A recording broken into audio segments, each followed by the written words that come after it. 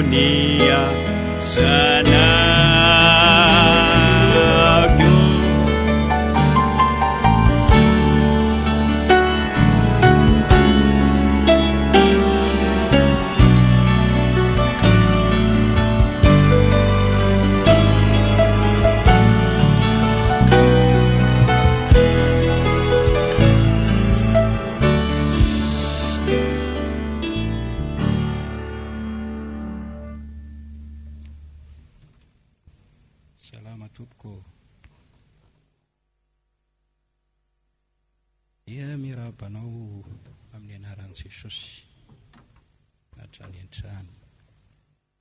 Mamangy anao sy ny ankonanao koa amin'ny anaran'i Jesosy. Tonga soa amin'ny fandraisana ny tenin'Andriamanitra isika. Fampianarana mitohy. Toy ny izay nambara omaly. Izay nanambarana hoe Jesosy Kristy dia manome fiadanana araka ny voasoratra ao amin'ny filazantsara. Jaona 4:40 ny andininy 7:20. Fanampin'io dia ao amin'ny Jaona 5:7 sy ao amin'ny boky ny Asan'ny Apôstôly 10:30.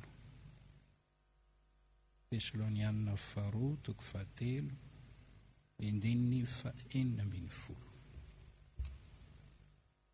Vakitsika ao amin'ny filazantsara ny Jaona 4:40 ny andininy 7:20.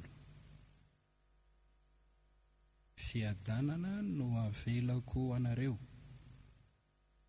ny fiadanako no omeko anareo. Sy tahaka ny fanomeny izao tontolo izao no fanomeko anareo, aza mitebiteby na matahotra ny fonareo. Jaona 4:7. Izany teny izany dia efa nolazaiko taminareo mba hanananareo fiadanana amiko. Aty amin'izao tontolo izao no ahitanareo fahoriana. Nefa matoky izao efa naresy izao tontolo izao. Asan'ny Apôstôly 10 ny andininy 9:30. Ny teny izay nampitondrain'Andriamanitra ho an'ny zanak'Israely dia mitory fiadanana amin'ny alalan'i Jesosy Kristy. Izy no tompony izao rehetra izao. Tesalonianina Tesalonianina 2:7 ny andininy 5:10. Ary ny tompon'ny fiadanana anie hanome anareo fiadanana mandrakariva amin'ny fomba rehetra. Halleluja. Averintsika. Ary ny tompon'ny fiadanana anie hanome anareo fiadanana mandrakariva amin'ny fomba rehetra ho aminareo rehetrany ny tompo. Hoe izay ambara eto amin'ny tian'io ity dia toy izay fanambara teo aloha ihany. Efa nambara tamintsika fa Jesosy Kristy dia manana fanomezana omena ireo olona izay mino azy, manaraka azy, manompo azy amin'ny fo rehetra, amin'ny saina rehetra, amin'ny hery rehetra, amin'ny fanahy rehetra. Tsy ataony maty antoka ireny, omeny valim-pity na zava-tsoa, tsy tambo saina. Fa maro soa izay mazoto mitady azy Andriamanitra. Miteny koa izy hoe izay mbola tsy hitany maso, tsy mbola reny sofina, nefa nomanina Andriamanitra ho an'izay tia azy. Manana fanomezana be dia be omenantsika izay mpino azy izy eto anivon'ity zao tontolo zao ity, na amin'izao fiainana mandalo eto ambonin'ny tany izao. Fanomezana ho an'ny mpino, ireo olona izay antsoina hoe zanak'Andriamanitra, olo-mason'Andriamanitra, satria efa nohamasin'Andriamanitra. Ezaka isika hijery na hitanisa eto anivontsika ao anatin'ity fampianarana ity ireo fanomezana maro ireo. Ataontsika izany raha avelan'Andriamanitra araka ny voasoratra ao amin'ny Hebreo 9:13. Raha ao anatin'izany fanomezana izany ny fiadanana. Araka eo voasoratra ao amin'ny Jaona 4:17 azafady, 9:17. Fiadanana no avelako anareo, ny fiadanako no omeko anareo, tsy tahaka ny fanomeny izao tontolo izao, ny fanomeko anareo aza mitebiteby na matahotra ny fonareo.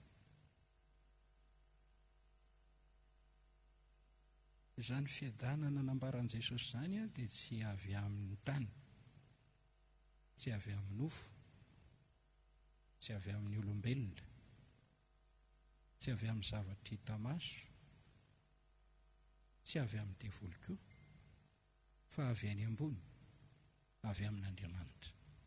Dia raina ny tompo.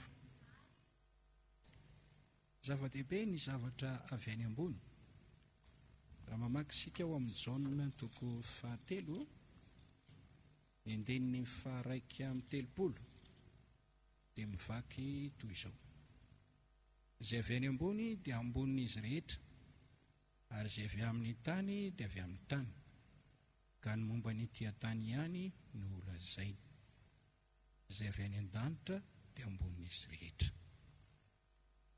Fiadanana avy any ambony no nolazain'i Jesosy, ary zava-tsoa izany.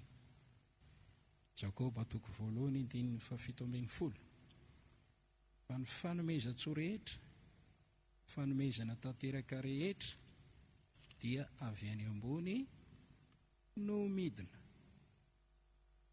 avy amin'iray ny fahazavana izay tsy misy fiovaovana naloko ny fiodinana. Fiadanana hafa kely mihitsy ity fiadanana no lazain'i Jesosy ity.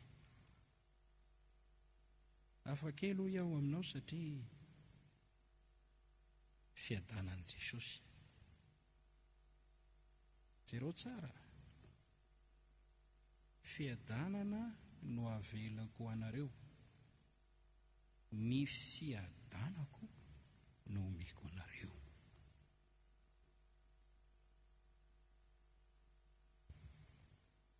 Isaka ny mamaky an'io andinina io dia mieritreritra mafy mihitsy hoe ny fiadanan'i Jesosy no omeny ahy.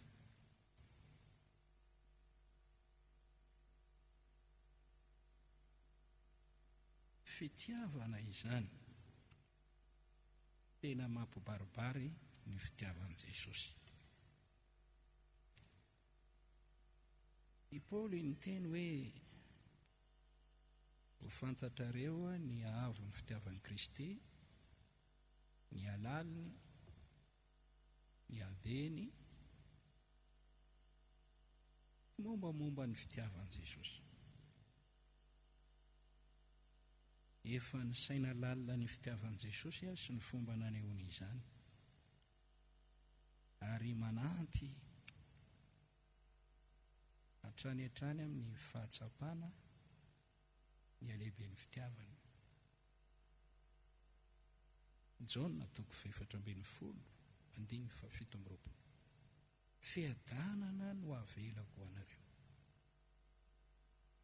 ny fiadanako no omeko anareo. Jereo anie izany fantaro tsara, saino tsara, eritrereto tsara, ary tsakotsakoy tsara. Andeha hitondranao ho amin'ny fisaintsainana momba n'io teny nambaran'i Jesosy io. Raha misy moa mpanjaka anankiray eo amin'ny tany na firenena iray, fantatra fa tena mpanjaka tokoa, mpanan-karena dia mpanan-karena, manana ny zavatra rehetra izy. Ohatra hoe manana fahefana izy, manana fanampahana izy, manana fiandrianana izy, manana fanjakana izy, manana lapa, manana voninahitra, manana arena rehetra, volafotsy, volamena, manana sakafo, manana zavatra rehetrarehetra ilainy, manana tafika, dia mpanjaka. Tsy misy tsy ananany io mpanjaka io no miteny amin'ny olona, fiadanana no avelako anareo, ny fiadanako no omeko anareo. Aza matahotra ianareo, aza mitebiteby ny fonareo. Mieritreritra hoe inona re ny fihetseham-pon'ny olona izay nitenenan'ilay mpanjaka an'izany e?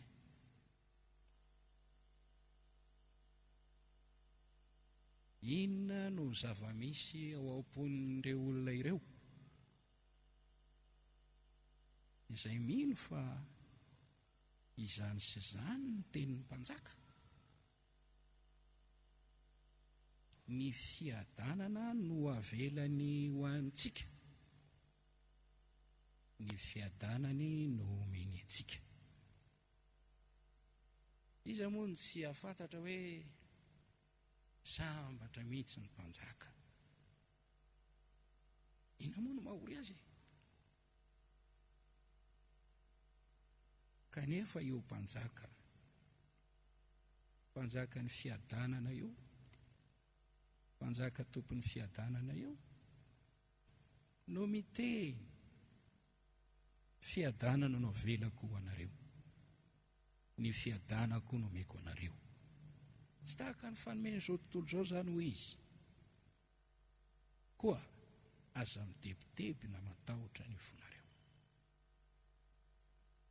Mareo tsara ry havana, Jesosy izay niteny an'io teny io dia andeha hisaraka amin'ireto mpianatra ireto. Hitanao zany eo amin'ny Jaona 4:11 faharoa, aza mitebiteby ny fonareo, mino an'Andriamanitra ianareo, mino ako, ao an-tranony raiko misy lapa maro. Raha tsy zany efa nilaza taminareo aho, andeha hanamboatra fitoerana ho anareo aho. Ary andeha hanamboatra fitoerana ho anareo aho, ho avy ndraika handray anareo ho any amiko, ka izay hitoerako no hitoeranareo koa.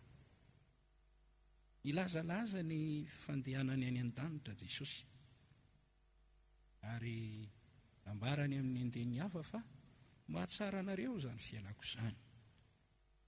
Aza mitebiteby fonareo, mino an'Andriamanitra nareo, mino ako, andeha.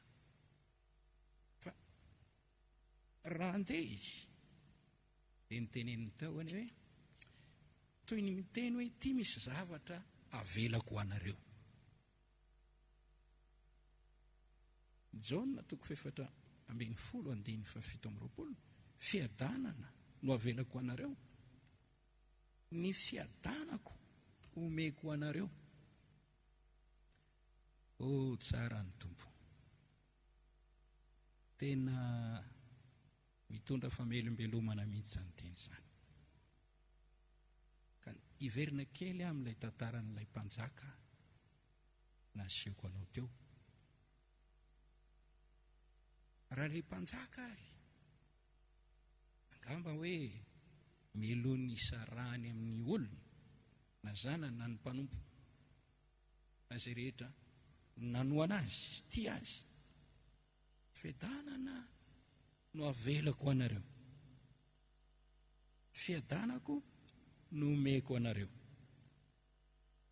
Zany hoe tsy toy ny miteny manao hoe manana lova aho izay omeko anareo, fiadanana no avelako.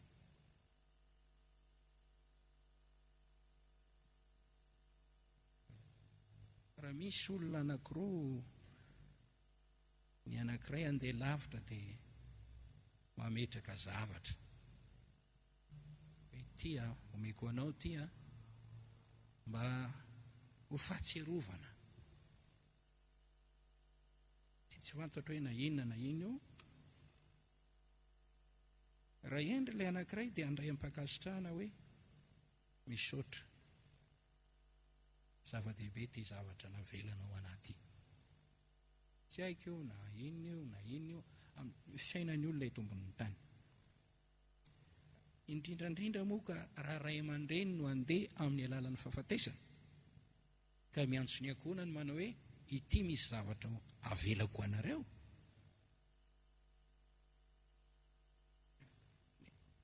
ho faly ny ireo ilaozana hoe makasitraka indrindra, nametraka zavatra sarobidy ianao.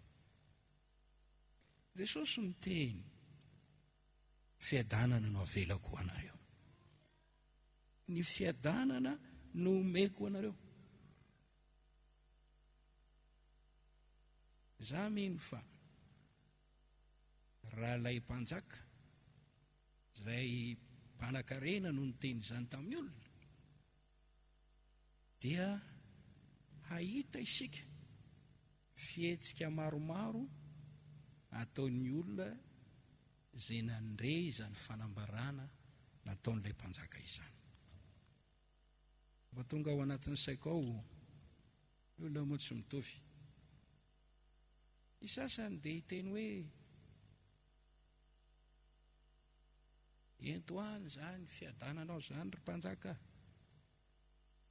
tsy misy ilaiko an'izany. Isasany Ny sasany mety ana hoe zaho ry mpanjaka tsy miraraha zany ah, fa izaho efa zatra mijaly, zaho efa zatra korotana, zaho efa zatra fahoriana, efa zay koa ngamba ny anjarako eto ambon'ity tany ity e, alao am'izao.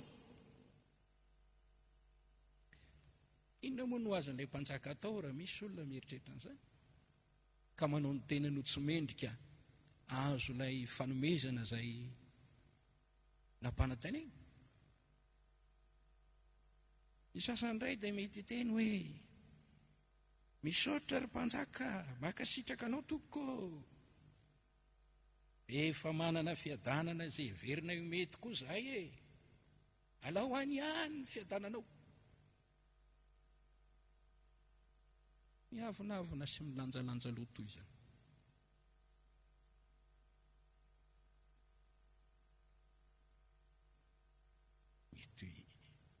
Mety hisy olona anao tahaka izany koa ane, manoloana ny fanambarany Jesosy an'ity teny ity e. Fiadanana no avelako anareo, ny fiadanako no omeko anareo. Miraharaha zany zay raha angaty a. Ay indray le teniteny ataon'reto pastera mpakavola mifanatitra sy ny fafolo karena reto.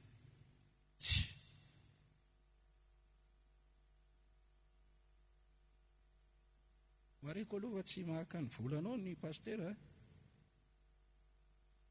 atsitrapo io. Raha tsy resy lahatra ianao dia tano any ihany ary hoano any ihany, tsisy fanerena io.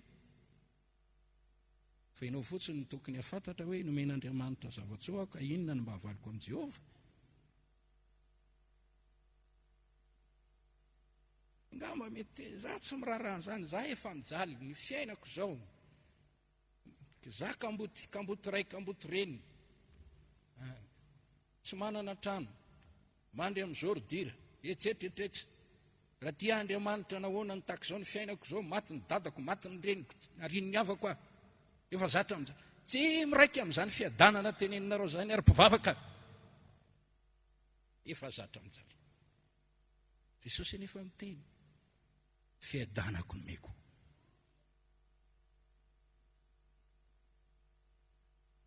Misy ndray miteny eny misaotra aloha e, noho ny amin'izany teninareo zany, fa izay efa manana ny fiadanana izay veriny mety. Aminay ny fiadanana dia miaraka amin'ny fontana ihany, ao amin'ny fisotrotoka ihany, ao amin'ny fofona sigara ihany, ao amin'ny fanompoatsampy ihany, ao amin'ny filalaovan-dratsy ihany, filalaovan-dratsy kongo fosiny isan-karazany, ao amin'ny fijangajangana ihany, ao amin'ny fahavetavetana ihany, amin'ny fiarahana amin'ny vehivavy maro sy lehilahy maro, fiarahana amin'ny lehilahy samy lehilahy, sodomita, vehivavy samy vehivavy, ao amin'ny mandihy baolina, miaraka amin'ny artista ranona, dia misotro sy milalao kamamo. Zany ihany ny anay ny fiadanana, zany ihany ny anay ny fiadanana. Tsy mety aminay le fiadananao Jesosy, tsy mety aminay zany. Aminay zao ny mety, zao fiainana izao, zao mahafinaritra ny nofinay, mahafinaritra anay. Ny mifoka sigara, ny misotro toka, ny mivoaramena ny masonay, zay. Ny manao asana dalo, mamono olona, mamaky trano, mahazo arena amin'ny fanaovana keriny, zao no mety aminay, zao no fiadananay. Ary marina tokoa ne, fa misy olona tsy mahita torimaso mihitsy raha tsy efa avy na miraviry ny hafa, magaga. Fafinaretana ho azo mihitsy ny mampijalijaly olona, manafitoany olona. Zay ny tena mahazo aina mihitsy izy rehefa misy olona vomafy. Tena ao mihitsy, tena meko azo mihitsy e. Fantany tsara zay. Amin'seho deba eo. Karazany olona manana fiadanana, dia mety tsy raharaha ny fiadanan'Andriamanitra. Ako ny sasany hoe, zay ry mpanjaka tsy mino zay lazainao ah.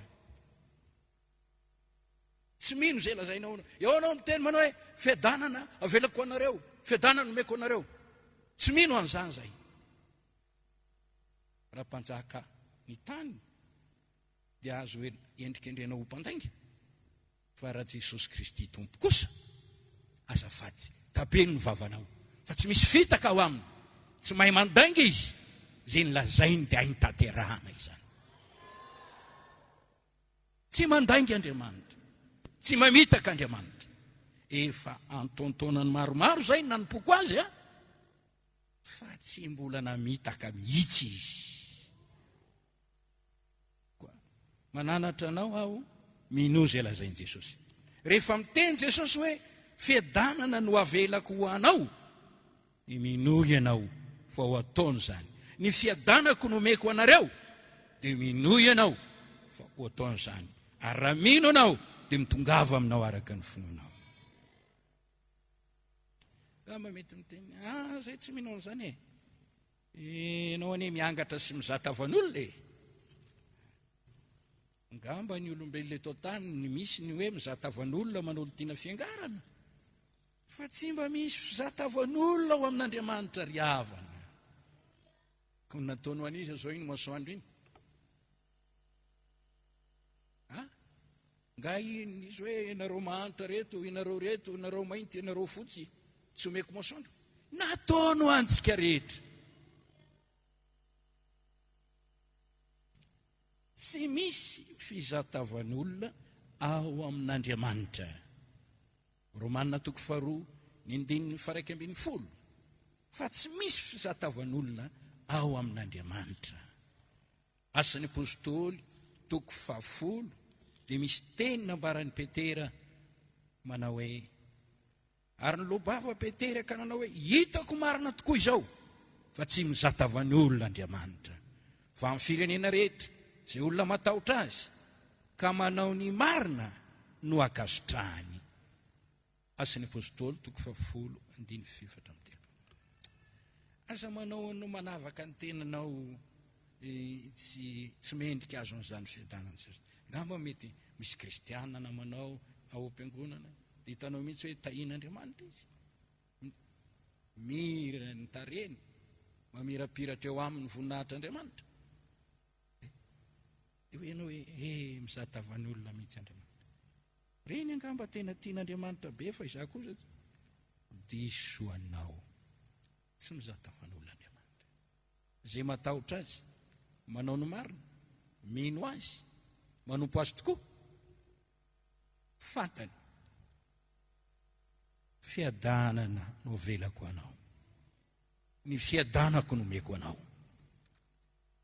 Dia raha ho Andriamanitra,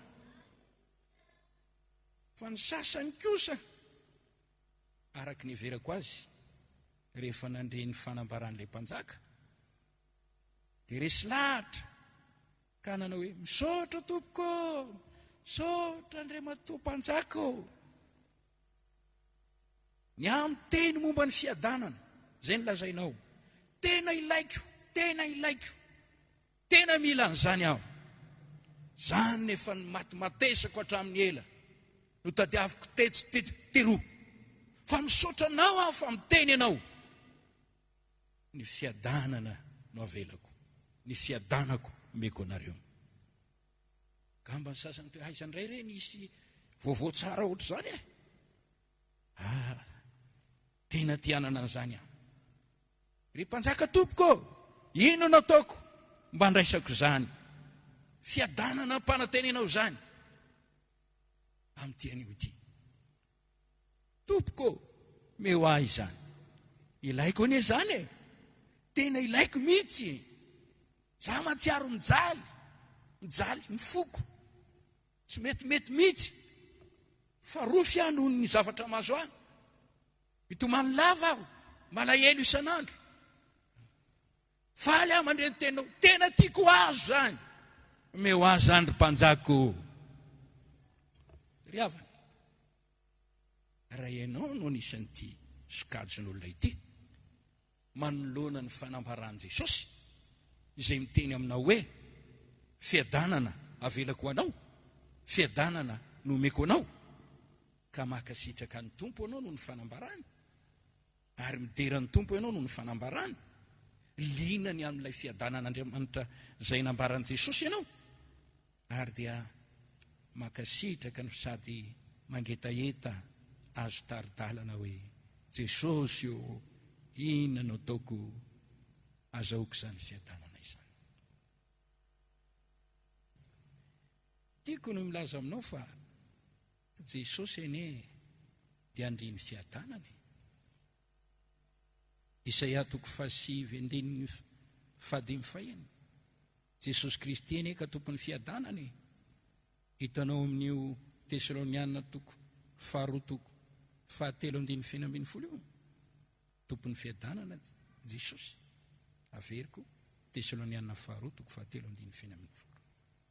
Jesosy anie tonga anome fiadanana. Om Jaona 10:7-7. Avy izy anome fiainana be dia be. Efesiana 2:7. Mitory fiadanana amin'izay lavitra nakaiky azy izy.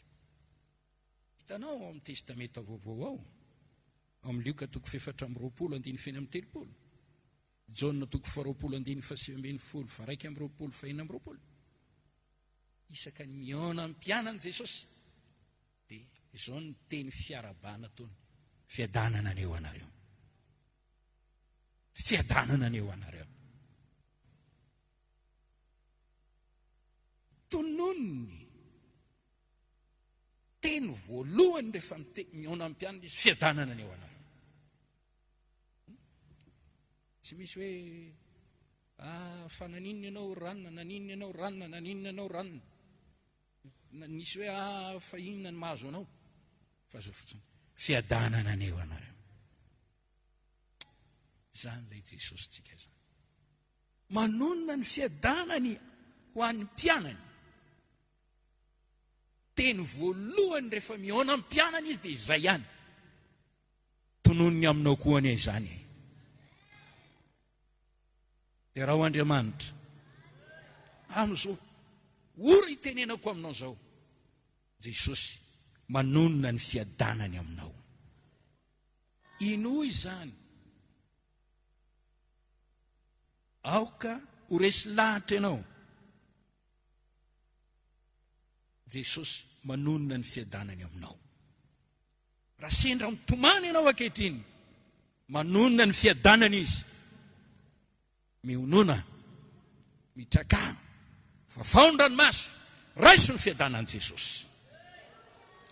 Raha sendra ao anatin'ny adi-tsaina sy ila overevitra, ila moifoy ianao, inoy fa izao raha tenenako aminao izao: manonona ny fiadanany aminao Jesosy.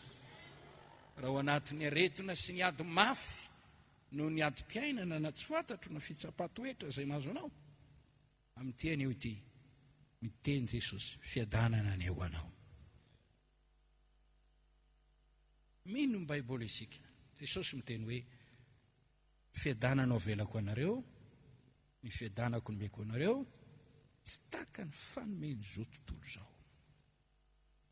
Amin'ity anio ity dia noro lalana anao aho amin'ny fomba andraisanao ny fiadanan'i Jesosy Kristy, io fiadanana izay nampanantenany io. Dia raina ny Tompo, zava-dehibe ity taridalana ity ry havako. Antony, betsaka ny olona no jamba tsy mahalala ny momba ny fiadanana. Tahaka ny mponina tao Jerosalema, ao amin'ny Luka 7:1-2 miafina ny masonao ny momba ny fiadanana. Jamba izy ireo tsy nahalala ny fiadanan'i Jesosy.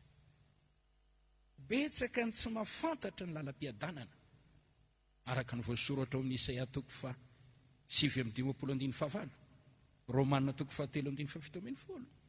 Betsaka koa ny olona azo ny devoly, voafitaky ny devoly, ka nomeny fampanantenam-pokaty eto amin'ity fiainany ity. Ny devoly sy Satana dia fahavalo tsy hita maso, tena mpandainga, tena mpamitaka, lohan'ny lainga, rain'ny lainga.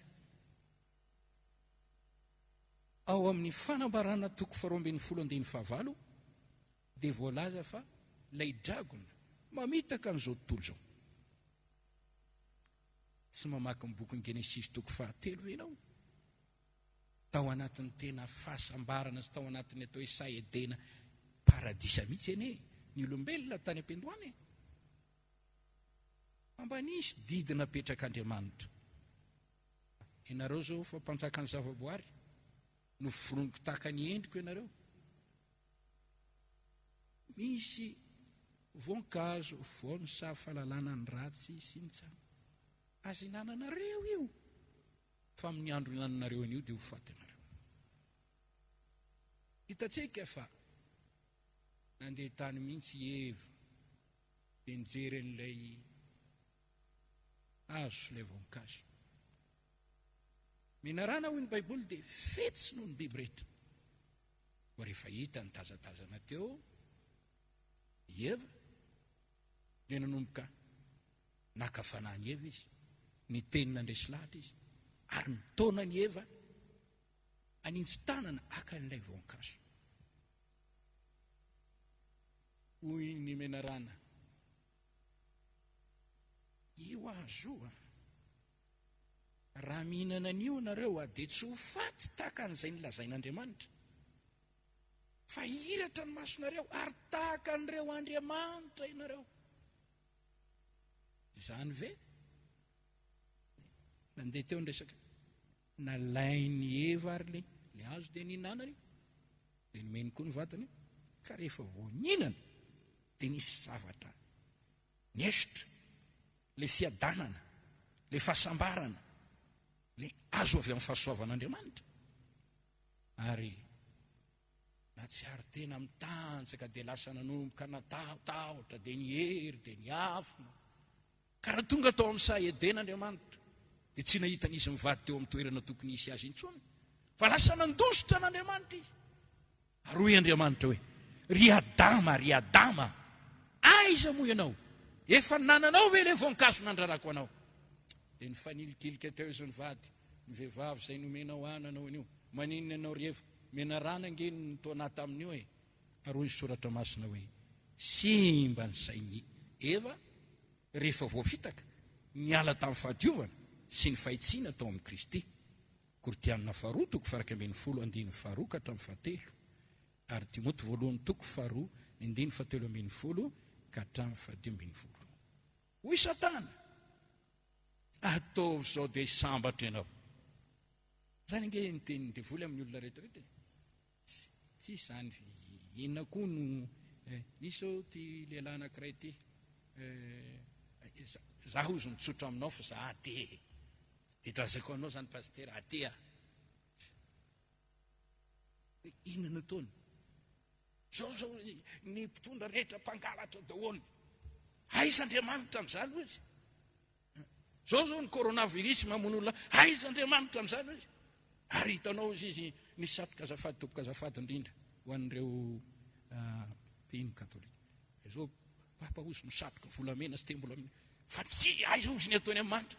Za te ratsy tsy mino an'izany Andriamanitra zany e.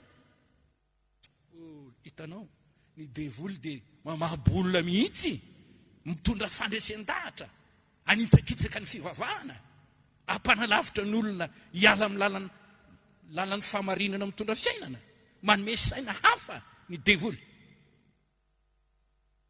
Mivavaka aho, ny tompo ane apahiratra ny masonao izay nanjabain'ny devoly, analanao amin'ny haratim-pandrika ataon'ny devoly. Ary zany mahatonga nyreny olona reny mitady fiadanana ary ary amin'ny vola makarena, amin'ny fafinaretana, amin'ny filany nofo maro samihafa, saingy aretina ny vokany. Indray andro nisy tanora zazavavy anankiray. Ny renibeny dia kristianina tena mandroso, fa izy kosa dia mananaraka ihany tamin'ny fotoanany fahazazana. Fa taterina izy dia nanomboka niemotra ka tsy liana ny amin'ny fivavahana intsony. Dia lasa izy nakany amin'ny boaty, reny boaty fantatrao zany. dia nanao ny fitafin'ireny vehivavy jangare. Dia tonga tao amin'ny toerana misy karaoké, karaoké. Dia misy tovolahy tena zanika tovolahy. Dia mitondra azy nandeha baolina. Dia nitory fitiavana taminy. Dia lasa zareo nandeha tany amin'ny aleny. Nanao izay nataon'ny olona ohatr'ireny. Hainao ny tiako teneny. Fa rehefa vita ny natao, dia hoy ilay tovolahy, malahelo milaza aminao izy fa za manana mahatratra ny aretina sida. Hitanao, ny devoly mamitaka. Aza mieritreritra anao fa ny olona misy devoly zany dia olona tena olona maimbo foana. Ny sasany maimbo. Fa renao no miaraka amin'ireny mpanompotromba reny, madio, manitra. Ary misy koa devoly miaraka amin'ny olona manan-kaja. Tanondrika ilay zazavavy. Kanefa inona ny natao? Efa tafiditra ny aminy ny mikrobany ny sida. Mamitaka ny devoly. Ary nisy anankiray ohatr'izany koa. Tsy hainy amrienandrano zareo dia makatata izy midina. Dia anaovany sary olona matory eo. Dia rehefa mijery azy ny renibeny dia ohatrany mahita azy eo. Tio arina, ay ty zavatra ty, sarin'ny olona ohatrany matory fotsiny fa tsisy. Fa izy fa nandeha tany amin'ny leleny tany. Vitany baolina, tsy hita izay nalehany. Tadiavina, ny fatiny, ary anaty ala. Devoly, dia namitaka an'ireo tanora roa ireo, ary mampanantena, fanantenana, pokaty. Ataovy ty fa mahazo vola be anao. Ataovy ty fa mamino ondry, mamino osy, ary antendrombohatra ivoaka ny ereny akibony tany, volamena azonao io. Fa mpanantena pokaty. Ny tompony amonjy anao. Haleluia. Lioko atoko voalohany andininy fa 7:70. Itaridalana antsika ny tompo. Taridalana ho amin'ny lalam-piadanana. Ity ary misy taridalana ambarako aminao. Ary mangavy aho mba ho tianao izy ity, ho akatoavinao izy ity. Fa rahanao ity, tsy ho diso ny fiadananao amin'i Jesosy ianao. Voalohany, mila mandray famelan-keloka ao amin'ny tompo ianao.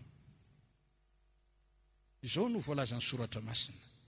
Salamo 4:30 Romanina 4:4 Sambatra ny olona izay voavela ny elony. Sambatra ny olona tsy isain'i Jehova heloka. Jesosy Kristy dia mpamela heloka. Manana fahefana mela heloka eto ambonin'ny tany. Asan'ny apôstôly 5:1-3. Asan'ny apôstôly 10:7-7. Luka 4:20-7. Jona 2:2-2. Mpamela heloka Jesosy. Betsaka ny tompontsoa omeny Jesosy ianao rehefa namela ny helikao izy. Vonono ny fahotanao rehetra. Vonono ny soratry ny didy mihampanganao rehefa manameloka anao izy. Mamela ny helikao izy. Rehefa mamela ny helikao izy, vonono ireny soratana ny didy ireny. Misy didy. Ianao olomeloka, mpanota ratsy. Mety. Izany koa niny ataon'ny lalàny tany rehefa ohatra ianao ka anao fahadisoana ka tratra e. Ary ratsy tratra aza ianao. Fanondron'Andriamanitra dia mbola miteny ianao hoe olomeloka ianao, olon-dratsy ianao. Fa rehefa mamela ny helikao Andriamanitra, dia vonono izany soratana ny didy izay manameloka anao izany. Isoro ny fahotanao. Hitsakitsany ny fahotanao. Ary iny any amin'ny ranomasina lalina ny fahotanao. Saroma ny fahotanao. Tsy isainy izany, tsy jereny izany. Mamindra fo aminao izy, mandefitra aminao izy. Diovina izany. Amasininy ianao, ampihavaniny aminy ianao. ataony vita tomboka vatsy eo amin'ny tanany ianao. Tsy ho adinony mihitsy ianao, tahiny ianao, omeny fanasitranana ianao, sambatra ianao. Fahasambarana, fafampo anatinao. Ary io fahasambarany ny olona voavela helikeo no mitondra fiadanana ao anatiny ao.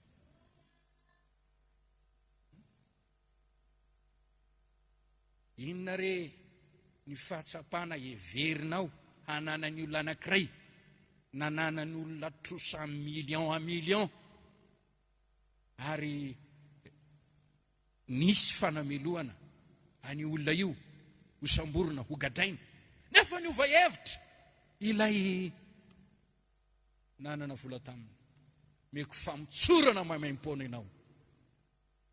Tsisy fanonerana ataonao tsony, navelako ny elikao.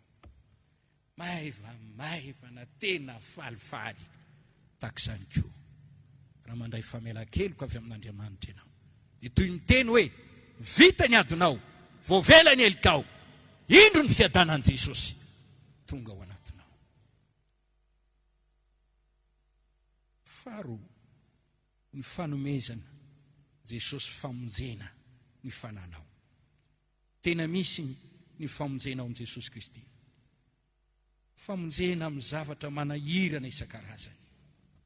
Izy no mpamonjy. Ray amin'izany famonjena izany ny fanafahana ny fananao amin'ny fotana. Rehefa voavonjy ny olona, dia mahatsiaro hoe sambatra. Halleluja. Iza mo ny olona ny gadra tany amponja, ka nafahana tao, ka navoaka tao, mena fahafahana, ka tsy teny hoe sambatra. Iza mo ny olona tao anatin'ny olana maro samihafa, nefa nafahana tamin'izany, ka tsy mahatsiaro hoe sambatra. Mihoatra lavitra noho izany ny famonjena ny fananao. Ao amin'ny Petera voalohany, toko voalohany andininy voalohany ka hatramin'ny fahafolo, indrindra ny andininy fahenina. Misy teny ao hoe misy fifaliana tsy hay lazaina, iravoravonareo, na dia mpalilovina amin'ny fakapana maro samihafa aza ianareo ankehitriny. Dia falifaly ianareo, falifaly, fifaliana tsy hay lazaina amin'ny andininy fahavalo, satria nazo famonjena. Salamo faraky amin'ny 5:12, ampidio amiko ny fifalian'ny famonjena ao. Zany fifalian'ny famonjena zany ine, fifalian'ny lanitra ampidinao anatinao e. Ampanota ray izay mibebaka, misy fifaliana lehibe any an-danitra, ka tsy ny any an-danitra ihany no mifaly, fa ity mpanota ny verina amin'Andriamanitra ity, dia ampidirin'Andriamanitra ao amin'ny fifalian'ny tompo. Io le fiadananao io, le fifaliana misafinonika ao anatinao, fa novonjen'Andriamanitra ho afaka tamin'ny fanandevozany io tenao, midera ny tompo isika ny amin'izany.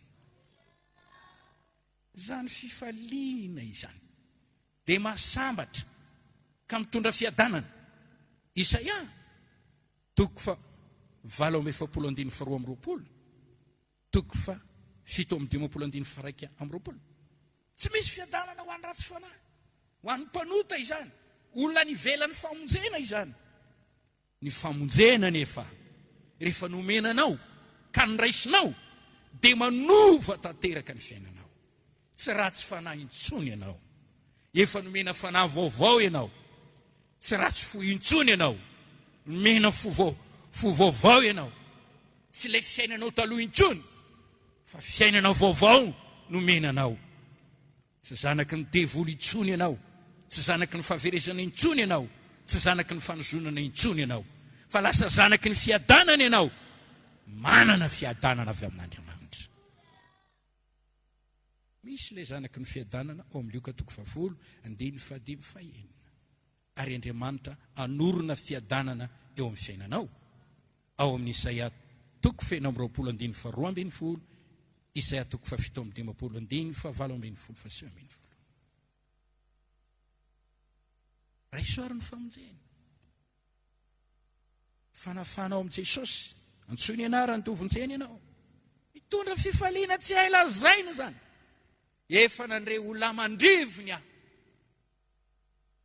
Hatram'izay ely zay dia tsy mbola nahita fifaliana tahaka izao azoko izao any.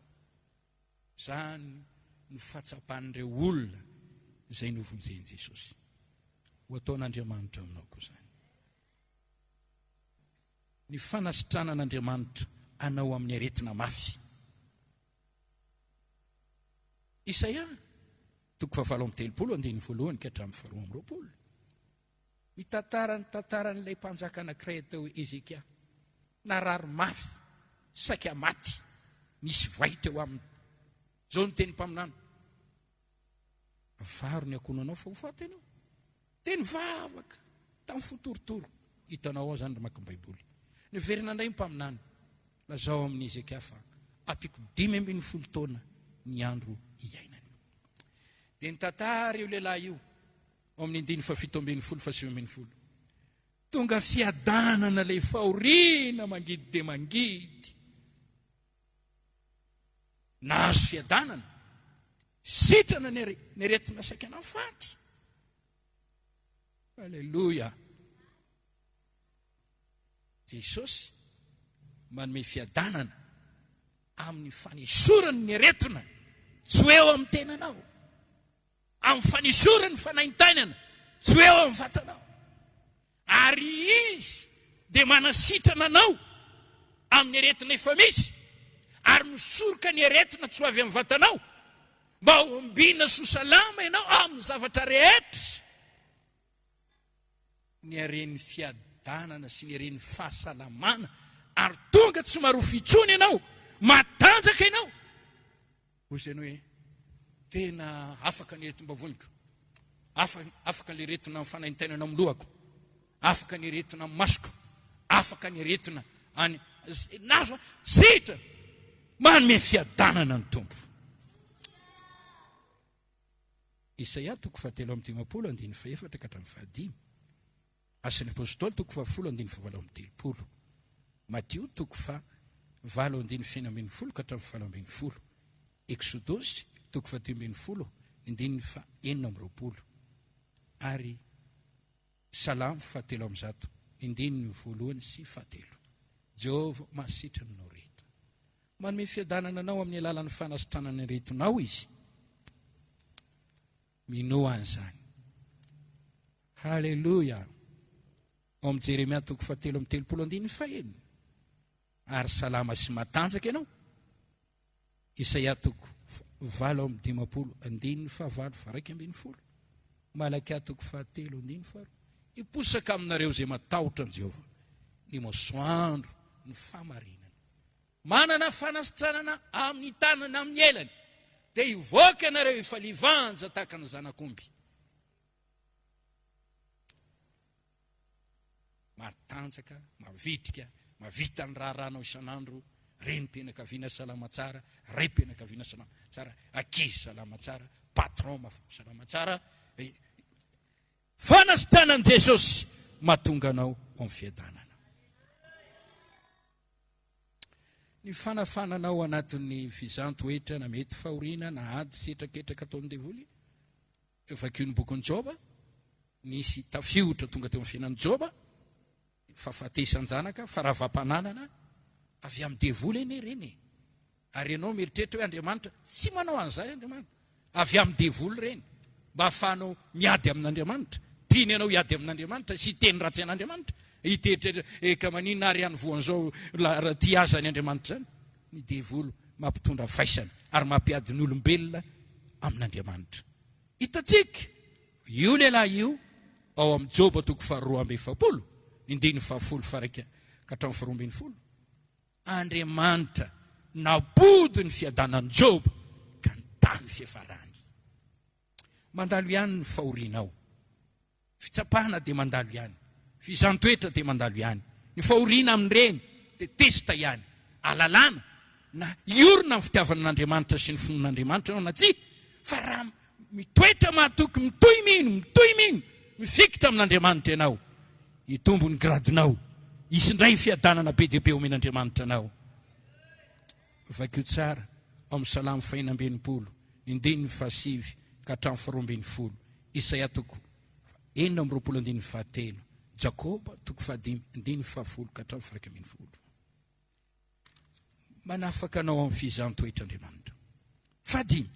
Fanomezan Jesosy Kristy rano velona ho ao anatinao dia ny fanahy masina izay tonga ao anatinao tahaka ny ono velona, rano velona, ranonaina manondraka ny fonao. Vakio ny tenin'Andriamanitra. Jaona toko 4:17. Jaona toko 7:7 ka hatramin'ny 7:30. Fanambarana n'Apokalipsy toko 2:20. Fanambarana toko 2:20. Salamo 2:20. Jesosy miteny ao amin'ny Jaona toko 4. Zay misotro ny rano meko azy tsy mba ngetaeta mandrakizay. Fa ny rano zay meko azy dia loha rano velona miboiboika ao anatiny ho fiainana mandrakizay. Ny fanahy masina ry havana dia hoarina tahaka ny rano. Mahafaka etaeta. Mahamelombelona. Hoarina tahaka ny rano velona, ranonaina. Fanomezan Jesosy Kristy ho an'ny tena pino io. Mahamelombelona anao io. Fofinaina mahavelona io. Mihevitra momba ny amin'ny fiadananao ny fanahy masina. Mamokatra fiadanana. Araka-reto teny reto. Galatiana toko 5:20. Vokatry ny fifaliana fiadanana. Romanina toko 4:17. Fanjakan'Andriamanitra tsy ao amin'ny finanana, amin'ny fisotroana, fifaliana sy fiadanana ao amin'ny fanahy masina. Romanina toko 9. Mamonjy ny fahalemenao. Mamelombelona. Ao amin'ny Isaia toko 1:7. Anao ny hevitro fariao. Ary ny tendro moatra mangadiady. Ataoko salonaka. Matobobika rano any amin'ny tany hevitra. Hoy ianao hoe maina mihitsy aho. Mangetana mihitsy. Ohatra ny misy zavatra mandoro ny atao anatiko ato. Tsy mahazo aina. Tsisy fifaliana ho ahy mihitsy. Ny fanahy masina omeny Jesosy ianao dia ampitobaka izany fifaliana sy fiadanana izany ao anatinao. Devoly tsy mahay manao an'izany. Jesosy mahay manao an'izany. Dia rao ny tompo. Fahainy. Ny fandraisanao, ny mpanompon'Andriamanitra, ny mpanompon'i Kristy, mitory teny, miteny, mampianatra, ary ny fandraisanao, ny tsodrano izay omeny, dia hitondra fiadanana ho anao. Luka toko 10, indininy 5, Matio toko 10, andininy 1:10 ka hatramin'ny 7:10.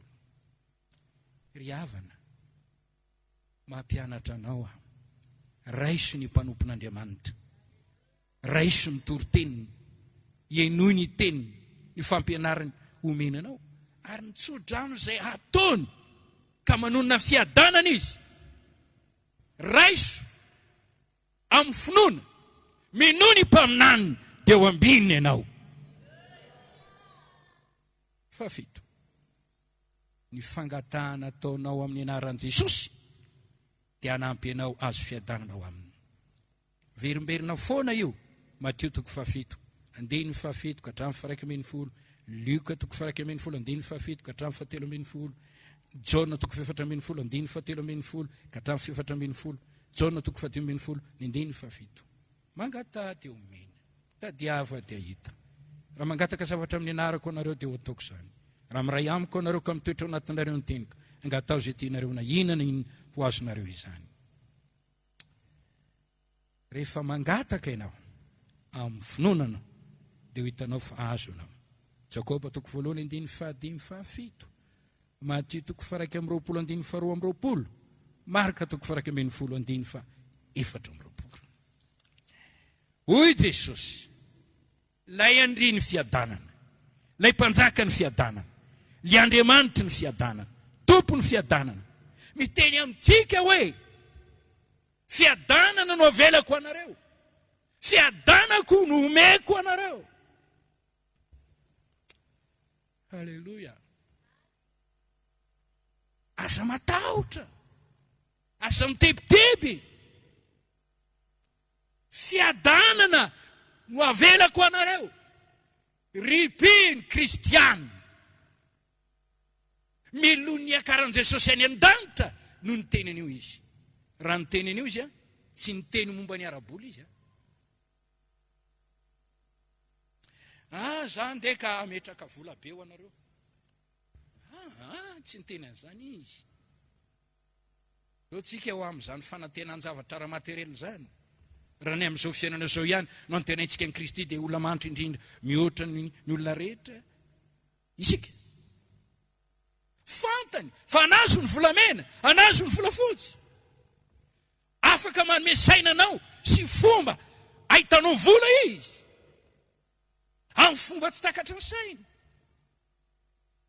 Fa Jesosy tsy niteny an'izany. Fa milony andianany dia niteny izy hoe fiadanana no avelako anareo, fiadanako no omeko anareo. Ho fatan Jesosy tsara mantsy fa efa nanome lesony izy ao amin'ny Mateo 4:1-4 ka hatramin'ny 7:30, Luka 2:2-2:20 ka hatramin'ny 1:30. Izao no tena ataony. Aza manany amin'ny ainareo, aza manany amin'izay ho tafianareo, aza manany amin'izay ho sotroanareo. Fa ny rainareo izay any an-danitra mamelona ny tsitsony na ny goaka sy mampitafy ny voninkazo any an-tsaha dia ataony mihoatra no ireny ny fikarakarana anareo. Fa katsao aloha ny fantrakany sy ny famarinany dia nampy no anareo ny zavatra rehetra. Izay nilazainy Jesosy, fiadanana no avelako anareo, fiadanako no omeko anareo. John filazany tsara 4:4 minoan'Andriamanitra minoako, aza mitebiteby na mana ny fonareo. Zao no lazainy, fiadanana no avelako anareo. Lovanao io, anjara lovanao io. Hitanao moa fa amin'izao fiainana izao misy fitaovana ahafahana miaina any anaty rano any. Misy fitaovana iainana any amin'ny volana. Misy fitaovana iainana any anatin'ny afo. Noho izany ny afo na ny rano tsy hampaninona. Ny fiadanan'i Jesosy koa dia manomenao fahaizany miaina amin'izay zavatra manodidina anao, na mety manapotika ny sasany fa manampy anao kosa ho mpandresy ny zavatra rehetra. Fiadanako no omeko anareo. Ohatra ny zavatra tsy takatra ny saina mihitsy, ahoana moa no ahalalanao ny fiadanan'ilay mpanan-karena raha tsy tonga eo amin'ilay toerana ianao? Mety maminavina fotsiny hoe rehefa mpanan-karena zany dia ohatr'izao ohatro, fa izy no afaka teny hitantara ilay fiadanany. Koa ity fiadanan'i Jesosy ity dia fiadanany mpon'ny lanitra. Ahidin'Andriamanitra ao anatinao, hiaro ny fonao sy ny sainao mandrakariva, ary tonga anao tsy tsiritana inona na inona, afa-po ao amin'i Jesosy. Zany no mahatonga an'ilay hira tsika anankiray izay hoe misy fiadanana atao-poko. Fiadanana tsy mety miala na dia manodidina ny fitsapana maro aza ao anatin'ity tena izay tanymanga ity. Mety hamakivaky fahoriana ianao, mety ho enjen'ny olona ianao, mety ho kalahin'ny olona ianao, mety ianao izay ho afany ny idevy. Zavatra rehetra azo esorina aminao avokoa, fa Jesosy sy ny fiadanany tsy ala aminao mandrakizay. Sambatra izay manana an'io fiadanan'i Jesosy io ao anatiny. Dia raina ny tompo. Halleluja.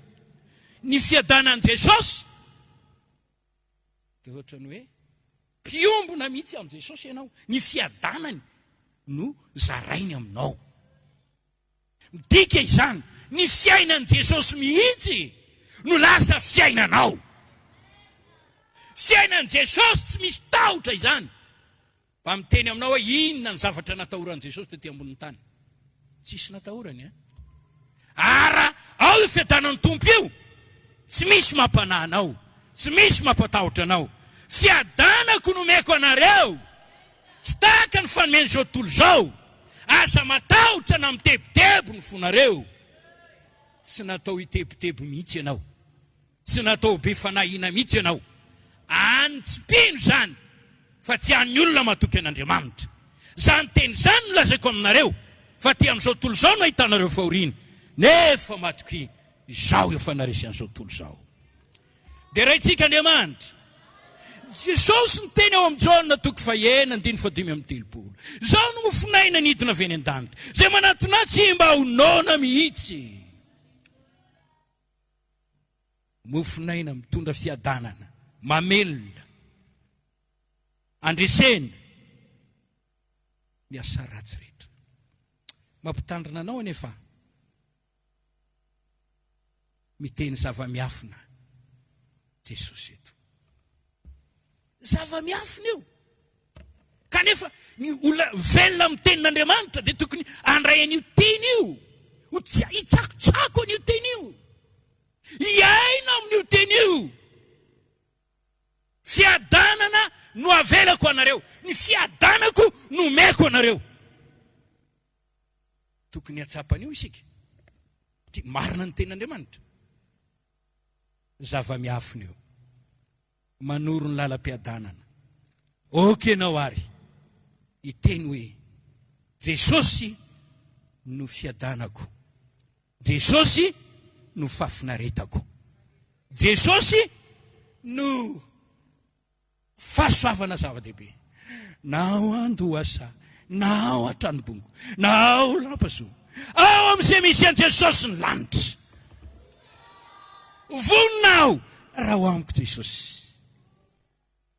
Vakeo rehefa fanetrano Salamo 7:7, 1:20 Jeremia 7:20, Isaia 9:1-20, ary Isaia 7:17, 7:20-20. Ny tompo ane itahanao ry kristianina, zanak'Andriamanitra. Roy ny devolo tsy mampahita fiadanana, zay mitady hitendritendry ny fonao, mampifendrofendro, mahatonga anao rera-tsaina. Miankina amin'izay velantsika ny tendritendry ny fotsika, ny faneniny fotsika, na ny fihetsem-potsika. Avelao hitendren'ny olona ny gitara na ny orga, kanefa hirahira tsy hay manakorotana, tsy azaonao fiainana. Io tahaka zany io fonao io. Fa raha omenao amin'le tena mahay azy, le zava-maneno, dia hero anao. Jesosy ny tena tokony omentsika ny fotsika, hitendry ny fotsika, anapaka ao fotsika, dia isy ny fiadanana ao anatsika ao. Marina izany. Marina izany. Tiako anao hitsangana anao hoe amen. Alleluia. Irahantsika mamaky ny tenin'Andriamanitra ao amin'ny Tesalonianina 2, meloan'ny vavahantsika 7, ny andinin'ny 9, ary efa vita dia anao amenina mafy be isika. Tesalonianina 2, 7, ny andinin'ny 9, Isa 2, 3. Ary ny tompony fiadanana ane, anome anareo fiadanana mandrakariva amin'ny fomba rehetra ho aminareo ane ny tompo. Amen. Vavaka isika. Fa tsy manam-piadanana ianao dia mangatahaka ity. Jesosy io ilaiko ny fiadananao. Tia tsapany zany aho. Amangy anao any Andriamanitra. Androtsaka ny fanany aminao any izy. Oh, halleluja. Midery anao a Jesosy. Misaotra anao amin'ny foko manontolo. Afaka nanambara ny teninao tamin'izay rehetra nandre. Da io re ny teninao. Ampio ny olona ahiratra ny masony, ahita ny lalam-piadanana. Ampio ny olona ino anao, ary olinany amin'izany fiadananao izany. Efa nampanantenan'io ianao, amariny ny teninao. Jereo ny zanak'Andriamanitra rehetra, ny mpanaradianao rehetra, na izy, na iza izy, eto amin'ity tany ty. Ampio izy andray an'izany fiadanana izany. Ho tonyony ao anatiny, ary ny devolo manakorotana ny fiainana. Didina miala amin'ny sambatan'olona, amin'ny isa-tokantrano. Devolo mpitondra aretina miala amin'ny anaran'i Jesosy. meo fahasambarana ny olona amin'ny anaran' Jesosy anaovako izany vavaka izany. Amen. Saotra an'Andriamanitra tsika no izany tenin'Andriamanitra lehibe izany.